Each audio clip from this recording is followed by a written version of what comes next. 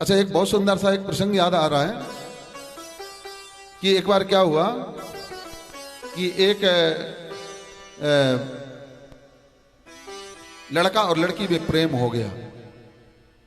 लड़का और लड़की में प्रेम हो गया। लड़का लड़की अलग अलग जाति के थे हिंदू ही, सनातनी ही थे, मगर अलग अलग जाति के थे और माने बहुत प्रगाढ़ प्रेम हो गया उनका। तो अब जो है लड़का पक्ष ने लड़की पक्ष से बोले भाई देखो, अब जो भी है, जैसा भी है, इनका जीवन सुरक्षित रखना है तो इनका विवाह कर दिया जाए। तो पहले मानने के लिए तैयार नहीं हुए और उनका किसी भी तरीके से विवाह लड़की का लड़के के साथ में करने का नहीं था।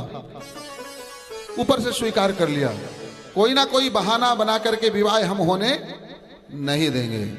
तो बोले ठीक है, हम स्वीकार कर लेते हैं, मगर उस लड़के से बोला हम एक शर्त पर आपका विवाह होने देंगे कि जब आपका विवाह होगा और जब बारात लेकर के आप आओगे तो उसमें कोई सयाना नहीं आना चाहिए, कोई बूढ़ा नहीं आना चाहिए, है ना। तो उन्होंने कहा ठीक है, कोई बात नहीं, बूढ़ों का क्या काम है उसमें, बारात में बढ़िया नए नए लड़के जाएंगे, बढ़िया जो है मौज करेंगे, बारात का आनंद लेंगे।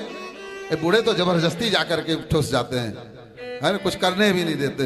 आजकल के लोग तो और भी ज्यादा चाहते हैं, क्योंकि पौआ हुआ चढ़ाने को बढ़िया नहीं मिलता ना, है ना।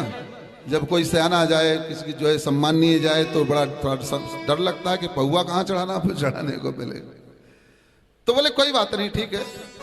महाराज बारात जो की तैयारी हुई, बारात लेकर के यहाँ से गए, मगर जो उनका ताऊ थे, ताऊ जी बोले नहीं मैं तो चलूंगा बारात में। अरे बोले कैसी बात करते हो, तुम जो है मैंने विवाह नहीं होने दोगे क्या?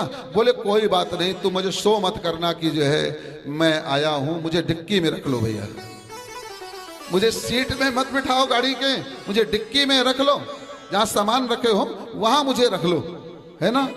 बस मैं वहां पर रहा आऊं तो तुम लोगों के आसपास, क्योंकि मुझे डर लग रहा है कि कुछ ना कुछ ये गड़बड़ करेंगे ये लोग। तब तो ये सयानों को मना कर दिया कि सयाना कोई नहीं आएगा।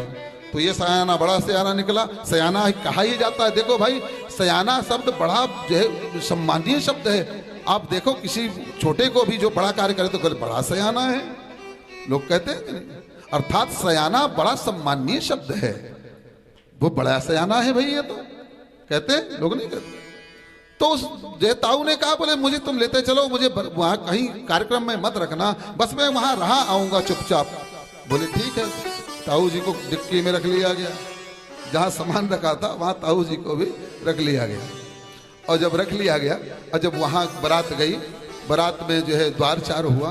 द्वारचार के बाद में अब ये इन लोगों ने शर्त रख दी, भैया भांवरे तो तभी पड़ेगी जब हमारी एक शर्त पूरी हो जाएगी। बोले क्या क्या शर्त है? बोले ये हमारे यहाँ से नर्मदा जी बह रही है ना, हो सकता लमेटा घाट आई हो बारात। बोले भक्त वत्सल भगवान की जय हो। तो लमेटा घाट के यादवों ने कह दिया कि जो है भैया शादी तो लड़की की हम तभी करेंगे जब तुम इस नर्मदा जी में बहते हुए जल की जगह पर दूध बहा दो। यादव हो ना तुम लोग, हैं? तो इस जो है नर्मदा में दूध बहा दो, दूध की धार बहना चाहिए, तब हम शादी करेंगे। अरे बच्चों ने कहा वैसे ही बोल दो कि नहीं करना है भैया, कोई जो है नदी में दूध बहा पाएगा? कितना दूध, कहां से लाएंगे इतना दूध? बड़े सब निराश हो गए, हताश हो गए, सब अपना मुंह लेकर के जन्माशय में आए। जन्माशय में जैसे आए तो ताऊ ने खटखटाया टिक्की को, बोले मुझे तो खोल दो भैया। ताऊ से ने कहा क्या बात है, क्यों सर लटकाए वो जो है खड़े हो, क्या हो गया? तो लड़कों ने कहा, बोले ताऊ जी ऐसी ऐसी घटना घटित हो गई है, अब बताओ। ये लोग कहते हैं अरे इन्हें करना ही नहीं था विवाह, ये तो जो है बहाना बना रहे हैं, क्या हुआ बताओगे तो सही। अरे इन्होंने कहा कि जो है इस नर्मदा में जल की जगह तुम दूध बहा दो।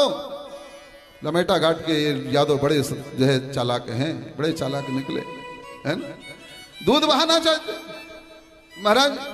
तो बोले इसमें बड़ी बात क्या है? ताऊ ने कहा इसमें बड़ी बात क्या है? बोले क्या बोल रहे हैं आप? बोले हाँ सच्ची तो बोल रहा हूं। तुम लोग जाकर के ये बोल दो कि पूरी व्यवस्था हो गई है दूध की, बस आप इस जल की धार को बंद कर दीजिए, नदी में जो जल बह रहा है इसको बंद कर दीजिए, हम दूध बहा देंगे।